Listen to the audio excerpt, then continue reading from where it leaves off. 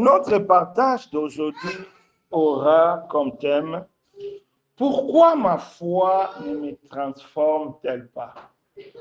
C'est vraiment une interrogation personnelle. C'est vraiment un sujet de réflexion. Pourquoi ma foi en Jésus ne me transforme pas? Donc, à travers ces partages ou bien ces messages, Dieu veut vraiment nous aider à comprendre l'importance de la foi dans la vie d'un homme, l'importance de la foi dans la vie d'un chrétien. Il est vrai, aujourd'hui, tout le monde parle qu'il a la foi, mais il ne suffit pas de dire que j'ai la foi. Non, il faut vivre la foi. Il faut que la foi se manifeste. La foi, ce n'est pas quelque chose de caché, non. C'est vrai, en parlant de la foi, on peut avoir l'impression comme c'est quelque chose d'abstrait. Non, la foi, c'est quelque chose de réel. La foi, c'est quelque chose qui a un corps, qui a une vie. La foi se manifeste. Si réellement tu as la foi, il faut que cette foi se manifeste. D'où cette question. Pourquoi ma foi ne me transforme-t-elle pas? C'est important. Vous savez, le premier but de la foi dans la vie d'un chrétien, la foi nous donne le salut. C'est par la foi que nous sommes sauvés. C'est-à-dire par la confiance que nous avons placée en Dieu par Jésus-Christ. Parce que Christ est mort pour nous, il a payé pour nous. Et la Bible nous dit qu'il est venu pour nous sauver, il est venu pour nous libérer du péché. Si nous croyons réellement à cela, la Bible dit, nous sommes sauvés. Vous savez? Donc, il n'y a pas de complications, c'est clair. Nous devons croire en Jésus pour être sauvés. Voilà le premier objectif de la foi. Peut-être il y a des gens qui se demandent comment faire pour être sauvés. C'est par la foi, c'est par la confiance. Oui, Seigneur, j'ai confiance à toi. Je crois vraiment que tu as envoyé ton Fils Jésus mourir à ma place, mourir pour mes péchés. Et cette fois, si réellement elle est sincère dans notre cœur, cette foi nous sauvera. Et le deuxième objectif de la foi, c'est pour nous rendre agréables devant Dieu. C'est pour que Dieu prenne plaisir à nous. Vous savez, Dieu ne prend pas plaisir à nous lorsque nous mettons beaucoup d'offrandes. Non, ce n'est pas l'argent qui intéresse Dieu. Dieu ne prend pas plaisir à nous parce que nous dansons beaucoup, nous louons beaucoup dans l'église. Non, ce n'est pas ça. Dieu prend plaisir à nous lorsque nous vivons par la foi. Parce que la Bible dit, pour l'avoir possédé, les anciens ont obtenu un témoignage favorable de la part de Dieu. C'est par la foi. Parce que lorsque nous avons la foi, Dieu voit en nous son Fils Jésus. Donc, le deuxième objectif de la foi, c'est vraiment pour nous permettre à être agréables à Dieu. Alors, on peut bien se poser cette question. Comment savoir que je suis sauvé par la foi? Ou comment savoir que ma foi me rend agréable à Dieu? Parce que ça peut apparaître comme des notions abstraites. Oui, je suis sauvé par la foi. Oui, je suis agréable à Dieu. Mais comment être sûr que tu es vraiment sauvé par la foi? Comment être sûr que tu es vraiment agréable à Dieu? Parce qu'il y a des personnes aujourd'hui, surtout dans nos pays, parce que tout le monde est chrétien, parce que tout le monde se croit être enfant de Dieu, tout le monde pense que oui, Dieu est avec moi. Mais est-ce que c'est vraiment vrai? Nous qui sommes ici, quels sont les signes, quelles sont les preuves qui prouvent que toi, mon frère, toi, ma soeur, qui est là, tu es vraiment sauvé par la foi? Toi, ma soeur, toi, mon frère, qui est là, tu es vraiment agréable à Dieu.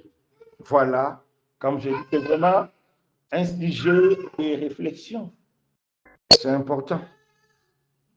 Donc, est-ce que c'est parce que je viens chaque jour au culte que je suis sauvé? Est-ce que c'est parce que j'ai pris ou bien je jeûne que je suis sauvé? ou bien c'est parce que je loue Dieu beaucoup, je danse, ou bien parce que je passe souvent mon temps à faire des statues de Dieu sur mon WhatsApp ou bien sur Facebook. Est-ce que c'est pour cela que je peux dire que je suis sauvé?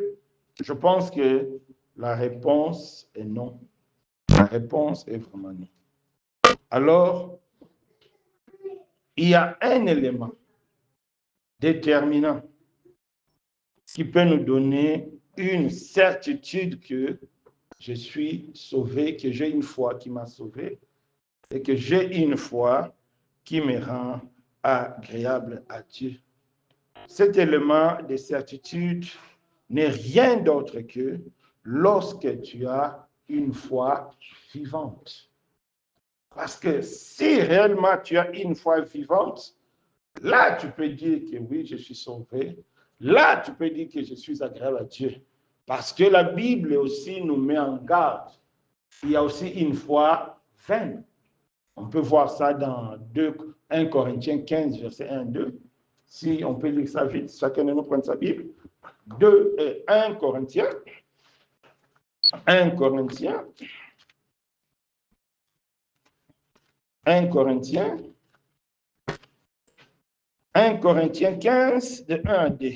Je vous rappelle, l'évangile que je vous ai annoncé, que vous avez reçu, dans lequel vous avez persévéré et par lequel vous êtes sauvés. Si vous le retenez tel que je vous l'ai annoncé, autrement, vous aurez écrit en vain. Donc, ici aussi, la Bible nous met en garde. Parce que pour savoir que j'ai une foi, par ma foi que je suis sauvé, pour savoir que par ma foi que je suis agréable à Dieu, il faut que cette foi soit vivante. Alors, comment savoir que ma foi est vivante? Elle n'est pas vaine. Ici, la Bible nous donne quelques éléments. Comment savoir que j'ai une foi vaine lorsque ma foi n'est pas fondée sur la parole de Dieu? Il y a des gens qui se disent que j'ai la foi, mais en réalité, leur foi n'est pas fondée sur la parole de Dieu. C'est pourquoi l'apôtre Paul insiste. L'évangile que vous avez reçu, si vous l'avez retenu tel que je vous l'ai annoncé, autrement, vous aurez écrit en vain. C'est-à-dire, lorsque nous n'acceptons pas l'évangile tel que les apôtres l'ont annoncé, on peut avoir la foi, mais notre foi serait vaine. Donc, c'est pourquoi à travers ce partage, Dieu va vraiment nous aider à avoir une certitude. Comment savoir aussi que ma foi est vivante? Comment savoir? C'est important. Parce qu'aujourd'hui, en matière de la foi, tout le monde dit qu'il a la foi. Même un sorcier, il va te dire que j'ai la foi. Alors, comment savoir? J'ai une foi vivante. Je n'ai pas une foi vaine. C'est important. Qui a écouté l'étude biblique de ce mercredi postée dans le groupe? Ou bien le partage d'hier? Vous n'avez pas écouté? Vous n'avez pas lu? Si vous avez écouté l'étude biblique du mercredi postée dans les groupes, et puis la méditation d'hier, ça allait déjà vous donner une idée. C'est très important. Parce que l'apôtre Jacques nous donne des éléments clés pour savoir que j'ai véritablement une foi qui est agréable à Dieu. J'ai véritablement une foi qui m'a sauvé. J'ai véritablement une foi qui me permet de dire que oui, le Seigneur est mon Dieu. L'apôtre Jacques nous donne. C'est ce que le frère nous a expliqué dans l'étude biblique de ce mercredi. C'est ce que je parlais un peu aussi ce samedi. Donc hier, c'est seulement hier. C'est important. Quel a été le titre? Ça est dans le groupe. Frère, tu peux voir quel a été le titre?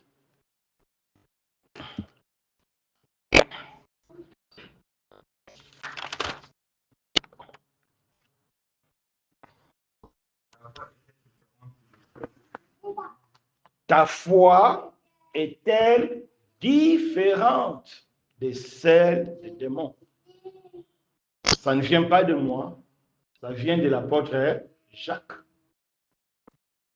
Parce que l'apôtre Jacques, comme j'ai dit, il nous donne des éléments clés pour savoir si réellement nous avons une foi vivante ou une foi morte.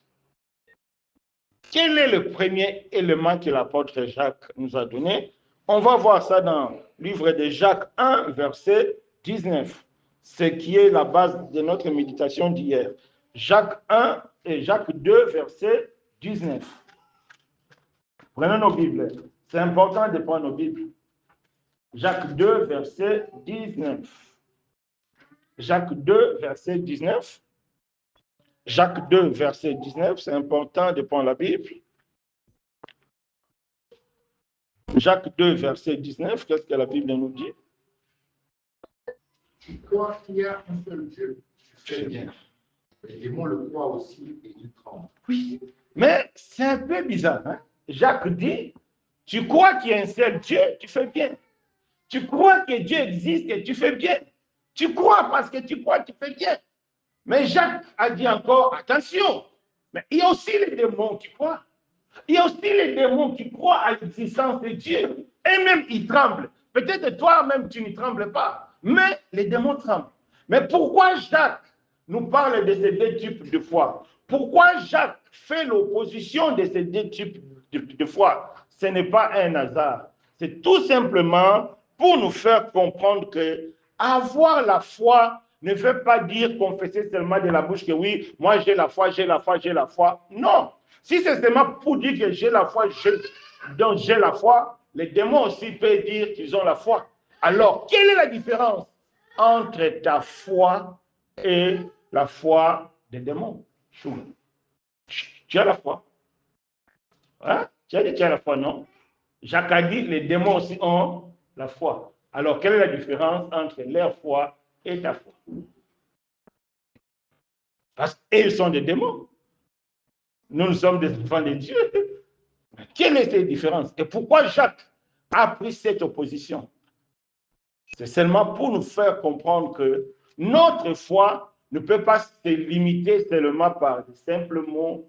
Notre foi ne peut pas se limiter seulement à dire que non, j'ai la foi, je pars à l'église, je fais ceci. Non. Parce que si c'est ça, les démons aussi peuvent dire que non, nous avons la foi, nous connaissons Dieu, nous connaissons que c'est Dieu qui a créé toutes choses, nous connaissons Jésus, parce que quand on voit dans les livres des Actes des apôtres, les démons connaissent Jésus. Hein? Les démons qui ont bastonné les fils de Séva, ils ont dit qu'ils connaissent Paul, ils connaissent aussi Jésus. Donc, il faut que notre foi ait une particularité. Si l'apôtre Jacques nous a parlé de ça, c'est tout simplement pour nous ramener à une réflexion que une véritable foi, c'est celle qui nous ramène à l'obéissance. Celui qui a une foi véritable, c'est celui qui est poussé par cette foi à obéir à Dieu. La foi véritable nous pousse à aimer Jésus. La foi véritable nous pousse à aimer la parole de Dieu. La foi véritable produit le fruit en nous, c'est-à-dire les bonnes œuvres que Dieu a préparées d'avance. Donc la foi véritable nous permet de porter du fruit. Voilà la foi véritable. Par contre, les démons, bien qu'ils ont la foi, en tout cas, les démons n'aiment pas la parole de Dieu. Les démons n'aiment pas Jésus. Les démons, ils sont mauvais, ils demeurent mauvais, ils resteront mauvais. Donc, la différence entre la vraie foi et la foi des démons est que la vraie foi pousse à l'obéissance, ce que les démons n'ont pas. La vraie foi pousse à l'amour du Seigneur, à l'amour de Dieu, ce que les démons n'ont pas. La vraie foi nous produit des fruits que Dieu a préparés en avance, ce que les démons ne peuvent pas porter de fruits.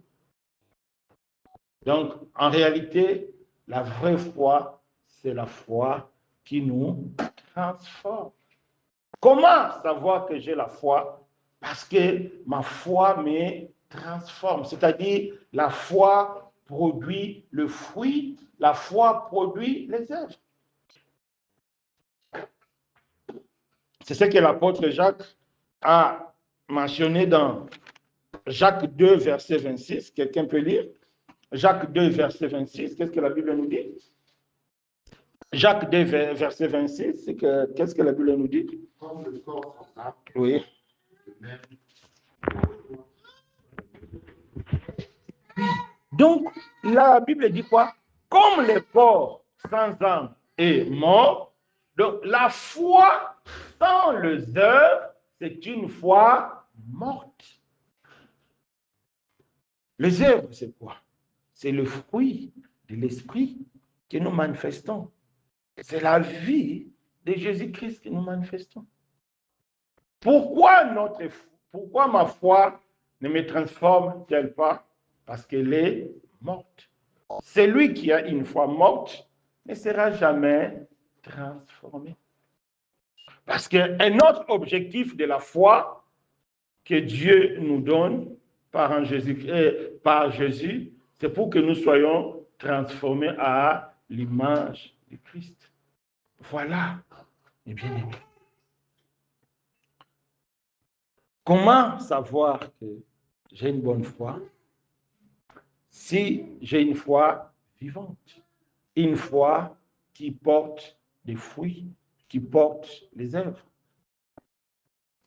Alors, si j'ai dit que j'ai la foi et que ma vie n'est pas transformée, avant de devenir chrétien, j'étais soulard, j'étais fumeur, j'étais impudique, j'étais voyou, j'étais dans tout ça. En devenant chrétien, je continue dans la même vie. Il y a quand même des questions. Oui, il y a quand même des questions. C'est que ta foi ne t'a pas transformé. Parce que tu étais bandit dans le christianisme, tu es aussi bandit. Tu étais voyou dans le christianisme, tu es aussi voyou. Tu étais impudique, tu es aussi impudique. Tu étais en concubinage, tu es aussi en concubinage. Alors, qu'est-ce qui a changé dans ta vie? Donc, ta foi n'a rien apporté dans ta vie. C'est que ta foi est morte. C'est que tu as une foi vaine. Pourquoi? Parce que la foi vaine ne transforme personne. Comme les démons ne seront jamais transformés. Ils sont mauvais, ils resteront mauvais jusqu'au dernier jour. C'est ce que l'apôtre Jacques veut nous faire comprendre. Si tu as une foi qui ne te transforme pas, tout ce que tu faisais avant, c'est ce que tu fais. Ce que tu étais avant, c'est ce que tu es. Mon frère, ma soeur, tu as la même foi que les démons. Tu as la même foi que les démons. Parce que les démons sont mauvais, ils resteront mauvais. Jusqu'à la fin du monde, ils seront mauvais. Mais toi, aussi, tu ne changes pas. Depuis que tu étais dans le monde, tu faisais des choses bizarres. Tu es dans le Seigneur, il faut aussi des choses bizarres. Donc, c'est que tu as une foi vaine. Donc, tu as une foi morte. Voilà pourquoi la vie de beaucoup de personnes se disant chrétiens, mais leur vie ne change pas. Vous savez, un véritable chrétien n'a pas besoin de dire qu'il est chrétien. Un véritable chrétien n'a pas besoin de crier qu'il est chrétien. Non. Un véritable chrétien laisse seulement sa vie parler. Laisse seulement ses œuvres témoigner. C'est ça. Tu n'as pas besoin de crier. Hein. Tu n'as pas besoin, parce que je vois d'autres personnes dans leur chambre, ils écrivent, la chambre est devenue comme une Bible. Je suis sauvé, je suis ceci. C'est bien, mais si cela ne se manifeste pas à travers de ton comportement, si cela ne se manifeste pas à travers de la qualité de ta vie, c'est que tout ça, c'est rien. Tu peux écrire. Vous savez, chez nous, il y a une secte Mukuna. Mukuna est Dieu. Et même, ils écrivent sur leur chemise. Ils sont partis plus loin. Sur leur chemise, voiture, maison. Donc, quelqu'un roule, mais tu verras Donc, si sa voiture est écrit Mukuna Dieu, Jésus ceci, c'est-à-dire si la voiture, pour montrer à tout le monde qui sont des croyants. Mais tout ça, ça ne servira à rien du tout. Ce n'est pas l'effet de porter les habits écrits Jésus Seigneur, Jésus Sauveur. Ce n'est pas l'effet de mettre des statues. Ce n'est pas l'effet de poster des louanges qui comptent. Non, c'est la qualité de ta vie. Voilà une foi vivante. C'est pourquoi l'apôtre Jacques a dit, de la même manière, le corps sans âme est mort. De la même manière aussi, une foi sans œuvre, c'est une foi morte. Vous savez, un corps, notre corps, je suis là, mon corps, je suis là. Une fois que l'âme me quitte, 2 ou 3 jours, je vais pourrir. Parce qu'il n'y a plus de vie, il n'y a plus rien. Je vais devenir horrible. Vous allez vite aller m'enterrer parce que ce n'est plus possible. Voilà. Lorsque nous voyons des chrétiens qui se disent chrétiens, mais au fur et à mesure que le temps avance, ils deviennent de plus en plus méchants, de plus en plus impolis, de plus en plus insupportables, de plus en plus impudiques. Il y a un souci. C'est le contraire de la foi, parce que le but de la foi, c'est de nous transformer à l'image de Christ. C'est important. Parce que la foi est fondée sur la parole, et le but de la parole, c'est de nous transformer. Je vous ai déjà dit, le fait de venir chaque dimanche, c'est bien. Mais la finalité de venir ici chaque dimanche, cette finalité-là doit être la transformation de notre vie. C'est ce que la Bible nous dit. On peut voir ça dans Luc 6, verset 40. Qu'est-ce que la Bible dit? Luc 6, verset 40, que chacun de nous prenne sa Bible. Raphaël, prends la Bible. Luc 40, verset 6, c'est important. Et Luc 6, 40, qu'est-ce que la Bible dit? Luc 6, 40, qu'est-ce que la Bible nous dit? Le disciple n'est pas plus que le maître, mais tout disciple accompli sera comme son maître. Donc, tout disciple accompli sera comme son maître. Tout disciple bien formé, tout disciple bien encadré, tout disciple bien enseigné, tout disciple qui garde la parole de Dieu sera comme son maître. C'est-à-dire, tout disciple. Donc, si tu écoutes la parole de Dieu, tu gardes la parole de Dieu, tu mets en pratique la parole de Dieu, tu laisses la parole de Dieu te guider, tu seras comme ton maître, tu deviendras comme Jésus. Ta vie sera transformée. Voilà la finalité de la foi sur cette terre, sauver, être agréable à Dieu et manifester la vie de Jésus. Si Dieu nous a donné cette assemblée n'est qu'une école. C'est comme dans une école. On ne vient pas pour dire que non, moi je suis de telle école, c'est comme aujourd'hui. Non, on vient dans une école, quelle que soit la qualité de l'école. Le but de l'école, c'est pour te transmettre la matière et que cette matière va te servir dans la société. Même si l'école est de renom, mais si à la fin du cycle, tu sors avec 0 dans la tête, même si tu dis que tu viens de telle école, ça ne va faire rien aux gens. Tu ne sais même pas faire ce que tu devais faire, c'est que tu n'as rien. Ce n'est pas l'école. Parce qu'aujourd'hui, beaucoup s'affichent. Ah, moi, je suis de telle assemblée. Regarde mon pasteur. Non, tout ça, c'est rien. Ce qui compte, qu'est-ce que la parole de Dieu a apporté dans ta vie? Quel est l'apport de la parole de Dieu? Quel est l'apport de ta présence chaque dimanche ici? Quel est l'apport de ta méditation chaque jour? Est-ce que cela a changé ta vie? Est-ce que cela t'a ramené à devenir comme Jésus? Voilà. C'est pourquoi aujourd'hui, c'est vraiment un thème de réflexion. Pourquoi ma foi ne me transforme-t-elle pas? Tout simplement parce que j'ai une foi morte. Donc, si tu es conscient que depuis que tu te dis chrétien jusqu'aujourd'hui, tu n'es pas encore transformé, mon frère, ma soeur, n'allez pas par 4 chemins. Prends courage, reconnais que tu as une foi vaine et prends la décision de chercher Jésus afin qu'il te donne une foi vivante pour que ta vie soit transformée. La foi, c'est comme le feu. Vous savez, si je mets le feu ici, tôt ou tard, ça va faire quoi? Ça va brûler ce truc. C'est comme le feu. Donc, si tu as une véritable foi, ça va te changer, que tu veuilles ou pas. Si tu demeures dans l'obéissance, si tu demeures dans la parole de Dieu, la parole de Dieu va te transformer. C'est ça sa mission. La parole de Dieu, c'est une semence. Le rôle de la semence, c'est donner des fruits. Si tu jettes la semence sur une bonne terre, de gré ou de force, elle donnera une plante.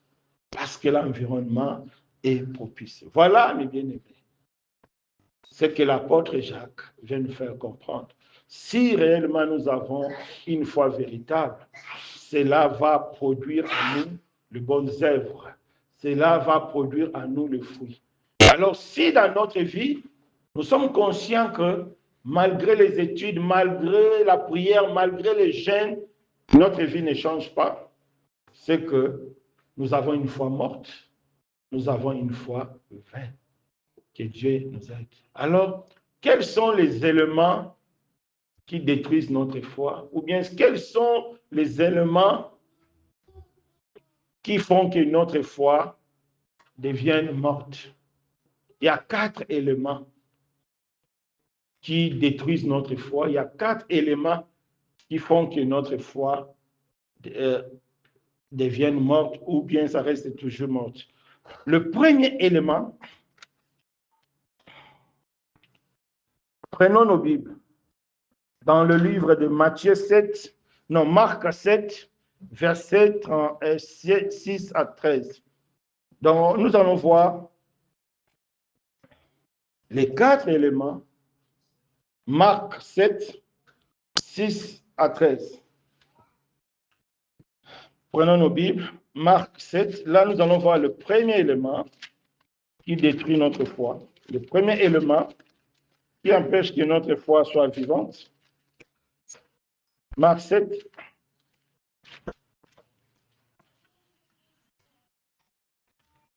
Marc 7, je vais retrouver vite. Marc 7.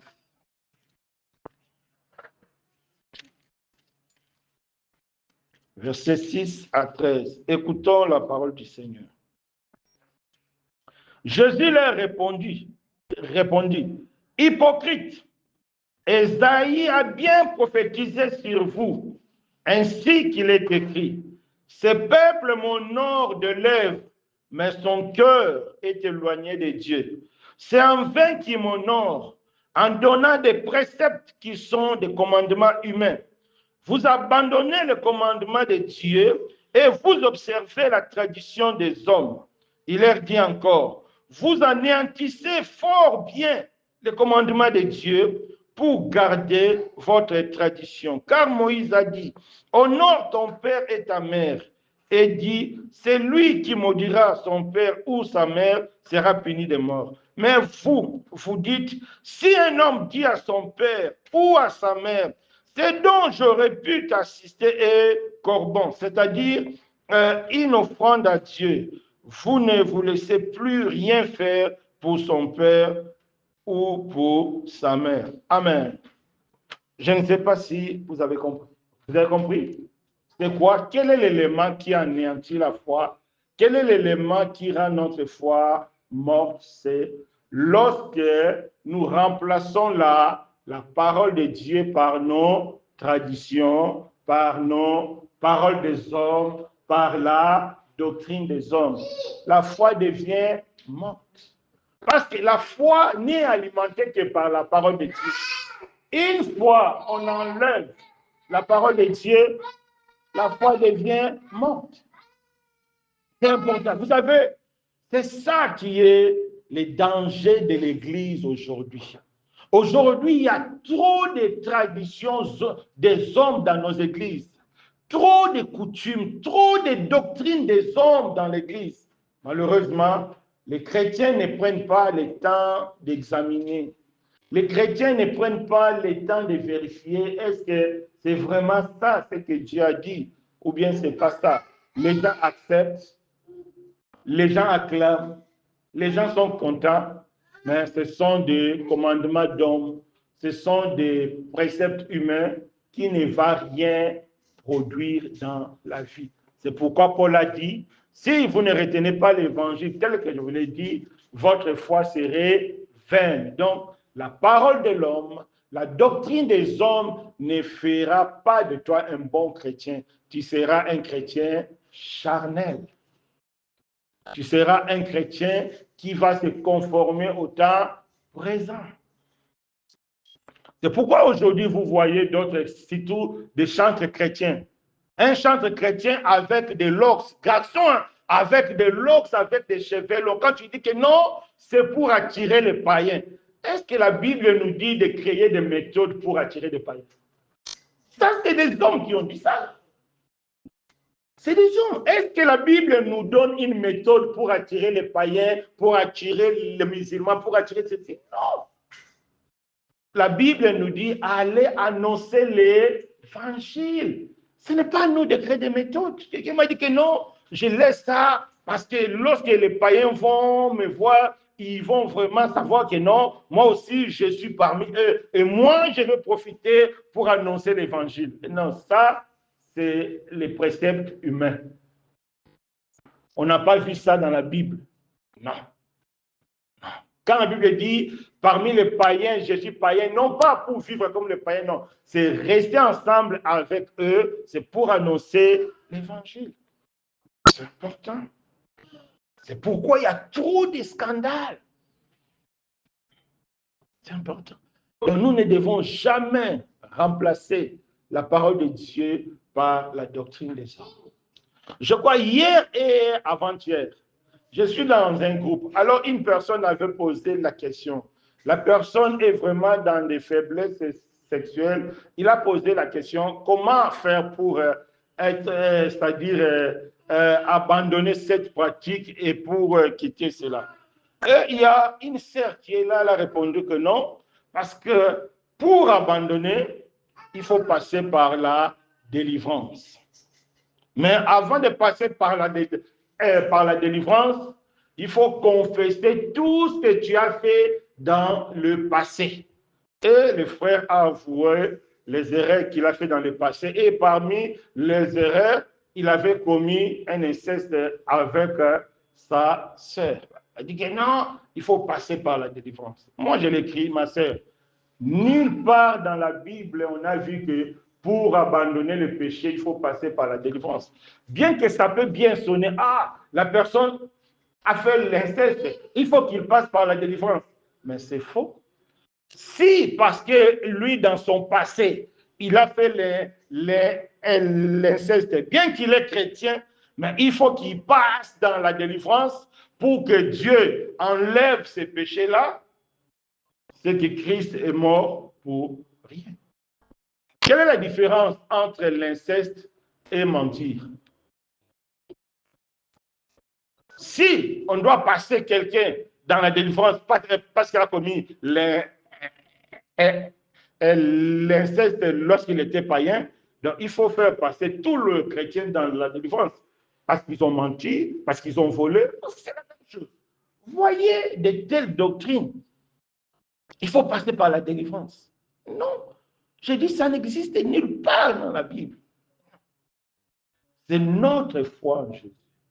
C'est par la foi que nous sommes pardonnés. C'est par la foi que Dieu nous fortifie. Tout tourne par la foi, tout tourne autour de Jésus. C'est en gardant la parole de Dieu en nous que la parole que Dieu nous donnera la force. Vous voyez, il y a trop de fausses doctrines. C'est ça qui anéantit la foi de beaucoup de personnes. Même la fois passée, j'ai vu une dame là dit que non, pour protéger ta famille, il faut faire une grande offrande. Il dit, vaut mieux vider ton compte, faire l'offrande à Dieu pour protéger ta famille. Ça, ce sont des bêtises. Rien ne peut protéger. L'argent ne protège pas la famille. Même tes jeûnes et tes prières ne protégeront pas ta famille. C'est Jésus qui va protéger ta famille. C'est la foi en Jésus. Lorsque tu as foi en Jésus, tu pries par la foi. Lorsque tu as foi en Jésus, tu jeûnes par la foi. C'est là où Jésus va protéger ta famille. C'est Jésus qui protège. C'est important, mes bien-aimés. La solution à cela, c'est quoi? Nous devons apprendre à examiner toute la parole de Dieu, examiner tous les enseignements. Sinon, nous risquerons de gober des bêtises qui vont détruire notre foi, qui vont rendre notre foi vaine. C'est pourquoi il y a trop de désordre aujourd'hui dans nos assemblées. Des personnes qui sont là depuis des années, ils ne changent pas. Impudiques païens, impudiques chrétiens. Parce qu'ils se reposent sur des paroles qui ne sont pas vraies. Alors, ils ne peuvent pas être transformés. La parole d'un homme ne peut pas transformer un homme. Seule la parole de Dieu qui transforme les hommes. Voilà le premier élément. La parole des hommes, la doctrine des hommes. Nous devons abandonner cela. Nous devons apprendre à examiner toute prédication. Même ce que nous vous annonçons ici dans cette assemblée, il faut vérifier. C'est votre âme. Il faut prendre la Bible. Quelqu'un t'a dit quelque chose, il faut vérifier. Il faut vérifier. Nous devons apprendre à vérifier. Nous devons apprendre à poser des questions. C'est très important. Vous avez des questions, vous gardez. Vous ne voulez pas vous renseigner, vous ne voulez pas être enseigné, vous aurez une foi vaine. Vous aurez une foi vaine, que personne ne vous trompe. Amen. Donc, c'est très important. Donc, nous devons tout examiner pour ne pas avoir la doctrine des hommes, pour ne pas avoir tout ça. Parce que, qu'est-ce que l'apôtre Jacques nous dit encore? Tout ce qui vient des hommes, tout ce qui vient des hommes, tout ce qui vient de la chair est diabolique. Toute parole qui ne vient pas de Dieu est diabolique. C'est ce que l'apôtre Jacques dit. Vous avez des doutes, on vérifie dans la Bible. Jacques 3, verset 15. Jacques 3, verset 15, qu'est-ce que la Bible dit? Jacques 3, verset 15, qu'est-ce que la Bible dit? Noé, qu'est-ce que la Bible dit?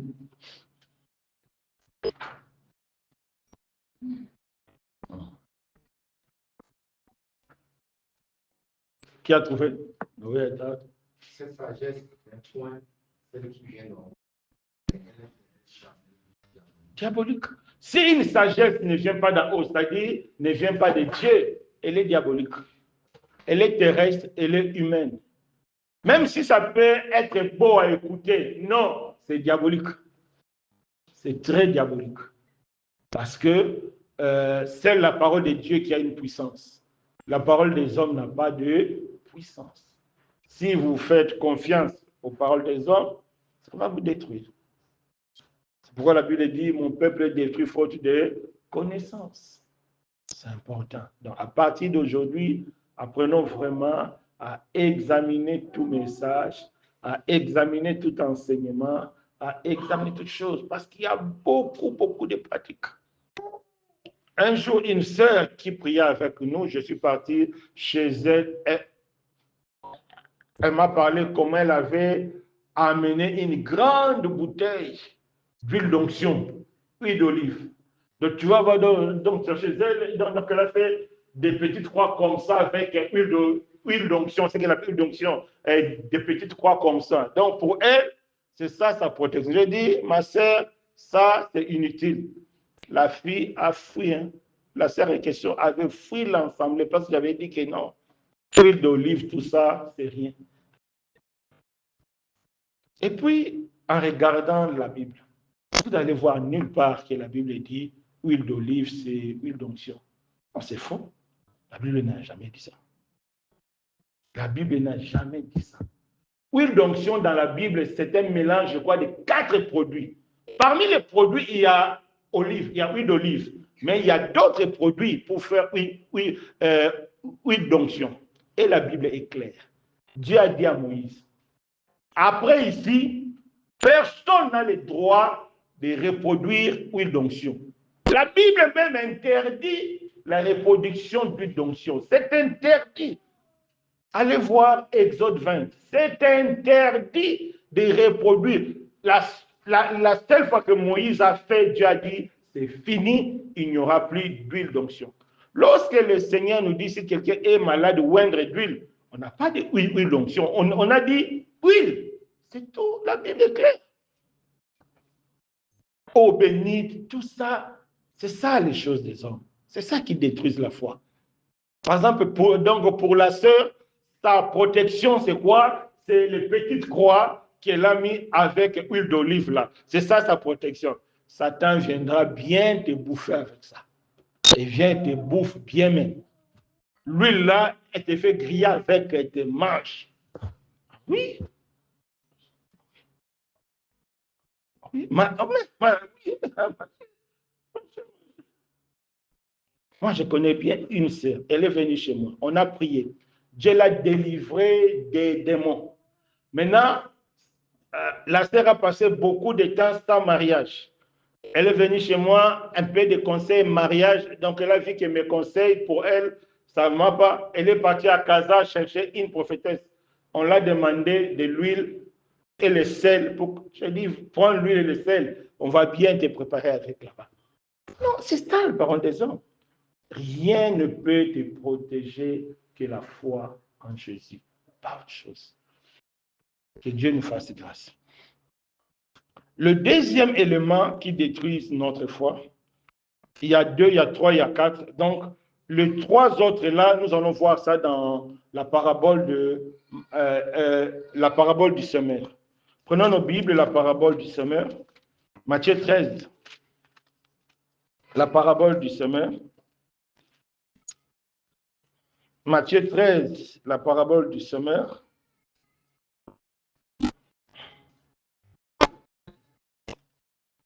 La parabole du semeur, on peut lire, qui peut lire vite, mais si tu peux lire vite, des 13, de 1 à 9, il ne reste plus beaucoup de temps. Parabole du semeur, Matthieu 13, de 1 à 9. Ce même jour, Jésus sortit de la maison et s'assit au bord de la mer. Une grande foule était assemblée auprès de lui. Il monta dans une barque et s'assit. Toute la foule se tenait sur le rivage.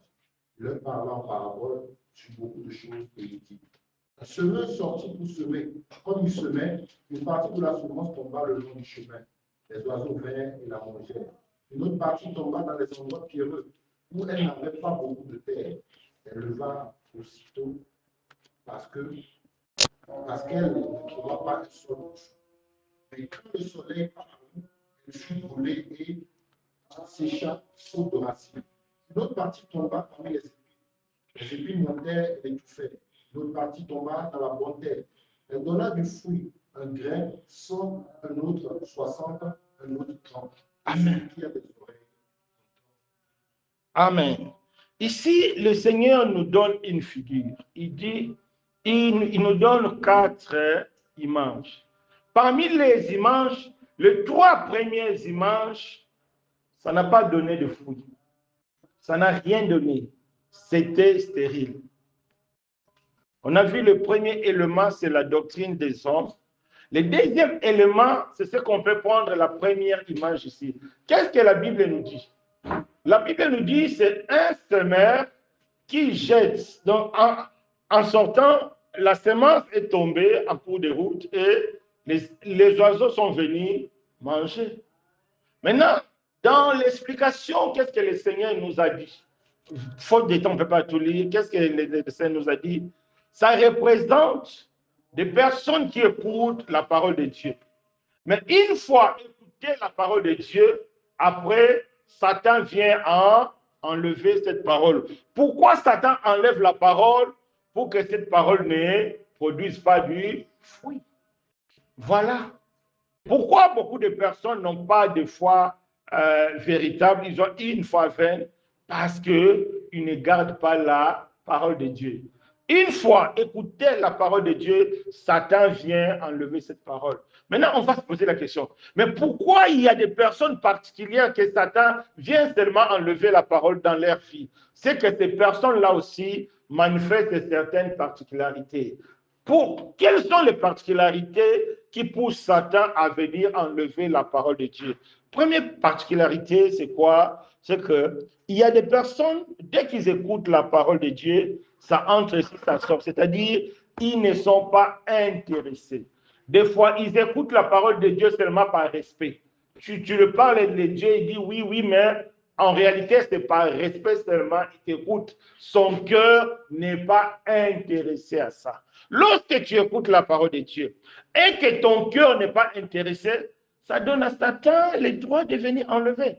Parce que Satan sait l'importance de la parole de Dieu. Satan sait que si la parole demeure dans ton cœur, la parole va te transformer. C'est pourquoi Satan vient enlever, mon frère, ma soeur. C'est la parole de Dieu qui transforme. Lorsque vous écoutez la parole de Dieu et que vous ne gardez pas cette parole, vous ne serez jamais transformé. Vous n'allez jamais porter des fruits. Vous n'aurez jamais une foi vivante. Vous aurez toujours une foi vaine, une foi morte. Pourquoi? Parce que vous n'êtes pas fondé sur la parole de Dieu. C'est pourquoi Satan vient vite pour enlever. Tu écoutes la parole de Dieu, mais tu n'es pas intéressé. Tu es au culte, tu es toujours pressé, la montre, la montre. Est-ce que tu fais ça aussi lorsque tu es dans la soirée culturelle? Est-ce que tu fais ça aussi lorsque tu regardes un match? Non, c'est seulement pour le culte. Le temps va, mon frère. Aujourd'hui, tu as dépassé. Oui. Mais pourquoi tu ne dis pas que Ronald doit dépasser le temps ou bien l'arbitre tu as dépassé? Cela montre où est le centre de notre intérêt. C'est très important. Donc, Satan vient enlever cela parce que nous ne montrons pas l'intérêt, parce que nous ne sommes pas intéressés. On ne croit pas à l'efficacité de la parole de Dieu. Pour nous, la parole de Dieu, c'est rien. Lorsque tu ne crois pas à la parole de Dieu, lorsque tu ne crois pas à l'efficacité de la parole de Dieu, cette parole aussi n'aura aucun effet dans ta vie. C'est pourquoi beaucoup de personnes ne changent pas. Ils sont là, chrétiens, des années, ils sont le même, ils ne changent pas rien. Parce qu'ils n'ont pas la parole de Dieu. Pourquoi ils n'ont pas la parole de Dieu? Et pourtant, chaque dimanche, ils sont là. Pourquoi ils ne gardent pas la parole de Dieu? Parce qu'ils ne sont pas intéressés. Parce qu'ils ne portent pas l'attention à cette parole. Ça entre et ça sort. C'est seulement sa présence. Il est là, dans sa tête, le temps pour sortir. Et la parole de Dieu ne portera pas de fruit. À partir d'aujourd'hui, disposons nos cœurs à écouter, à garder la parole.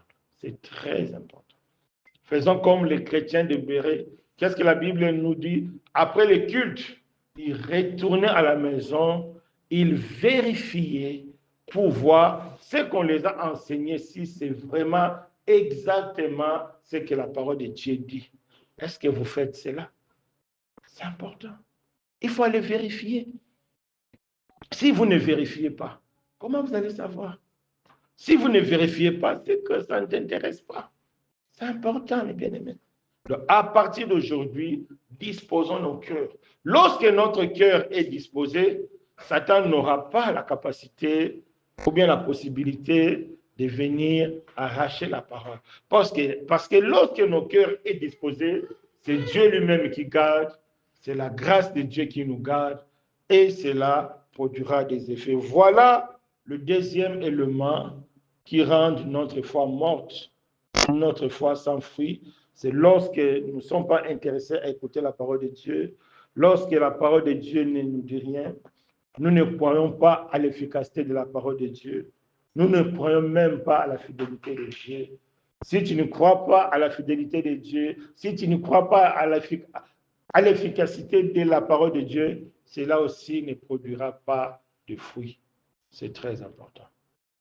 Dieu a dit quelque part dans la Bible, je ferai seulement selon ce qui m'est parvenu dans mes oreilles. Lorsque nous manifestons de mauvaises dispositions, cela arrive jusqu'à l'oreille de Dieu. Et Dieu dira, bon, comme tu ne veux pas, moi aussi, je ne ferai rien. Que Dieu nous fasse grâce. À partir d'aujourd'hui, soyons vraiment intéressés à la parole de Dieu. Lorsqu'on nous enseigne, soyons attentifs. Moi, lorsque j'ai commencé ma vie chrétienne, donc je faisais toujours comme ça. Donc, j'écoutais ici, donc je faisais comme ça pour que, donc, lorsque quelqu'un enseigne, même si la personne dit des bêtises, mais moi, j'étais attentif, j'étais toujours à la recherche d'une parole qui allait me fortifier. C'est pourquoi jusqu'aujourd'hui, je suis là devant vous, parce que la parole de Dieu m'intéresse. Chaque jour, il faut lire. Chaque jour, on fait des recherches de la parole de Dieu. Que Dieu nous fasse grâce. La troisième, ça dit troisième élément dans cette parabole, la Bible nous dit quoi? La semence est tombée dans les endroits pierreux. Ça, c'est maintenant Jésus qui donne l'explication. C'est-à-dire, il y a des gens qui écoutent la parole de Dieu. C'est avec joie qu'ils écoutent la parole de Dieu. Mais après quoi? Après, par manque de persistance, la terre, la semence ne donne pas de racines, faute de racines, et puis quand il n'y a pas de racines, l'arbre va sécher parce qu'il n'aura pas la nourriture conséquente pour rester en vie. Donc, manque de persistance, c'est-à-dire manque de motivation. Il y a des personnes qui sont prêtes à abandonner, ils ne sont pas résistants. Moindre obstacle, moindre souci, ils trouvent une occasion de chute. Tu as prié, l'exaucement tarde, ah, Dieu m'a abandonné, je vais chercher autre, donc je vais faire autrement. Non, nous devons être résistants, nous devons résister, nous devons être motivés, nous devons supporter, parce que la parole de Dieu est véritable. La parole de Dieu a une efficacité terrible. Nous ne devons pas abandonner vite, non. Quel que soit le moment que tu traverses, quelles que soient les difficultés que tu peux traverser, n'abandonnons pas vite Dieu. Non, il ne faut même pas abandonner. Nous devons être résistants. Pourquoi? Parce que notre Dieu est fidèle. Voilà ce qui détruit notre foi par manque de consistance, manque de persistance. Nous abandonnons tout vite. Nous laissons tomber parce qu'il y a eu l'obstacle, parce qu'il y a eu quelques difficultés. Moindre difficulté, certaines personnes, ils pensent directement à la fraude, directement au péché. Moindre obstacle, ils font marche en arrière. Non. Avec cette façon d'être, ta foi ne pourra pas produire des fruits. Ta foi ne pourra pas être vivante parce que tu abandonnes vite, tu lâches vite. Non, il faut résister. Pourquoi? Parce que Dieu est fidèle. Il faut résister. Pourquoi? Parce que Dieu a la capacité de te donner ce dont ton cœur désire. À partir d'aujourd'hui, apprenons à résister. Si nous ne résistons pas, nous allons vite à abandonner là. Ça ne sera pas bien. Et la quatrième figure, la Bible dit, la semence est tombée dans des épines. Lorsque la semence a produit, les épines ont étouffé la semence. Et la Bible nous explique, l'étouffement là, c'est quoi? C'est les soucis de la vie. Voilà les éléments qui détruisent la foi de beaucoup de personnes, les soucis de la vie, la préoccupation quotidienne. Aujourd'hui, beaucoup de plaintes des frères et sœurs, soucis à mariage, les avances. C'est-à-dire, c'est ça. Dieu n'est pas contre cela, mais cela ne doit pas être notre souci numéro un. Si le mariage, si le travail, si les enfants, si l'argent devient notre souci numéro un, ça va étouffer notre foi. Tu ne vas plus écouter Dieu. Tu seras toujours tendance à chercher là où il y a l'argent. quel que soit le moyen, ce que toi tu veux seulement, c'est l'argent. Pourquoi? Parce que l'argent est devenu le souci principal de ta vie. Voilà ce qui étouffe la foi, les soucis de la vie.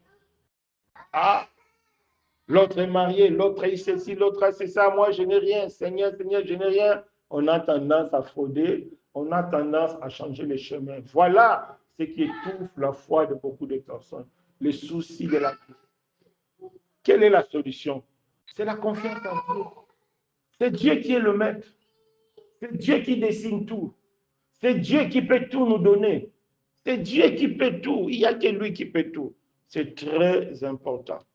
Et deuxième élément qui étouffe notre foi, c'est la séduction des richesses. Ah, les richesses. On veut s'enrichir vite, au plus vite possible. Voilà ce qui étouffe beaucoup de chrétiens.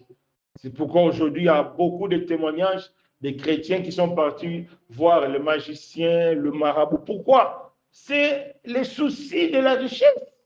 On veut s'enrichir vite.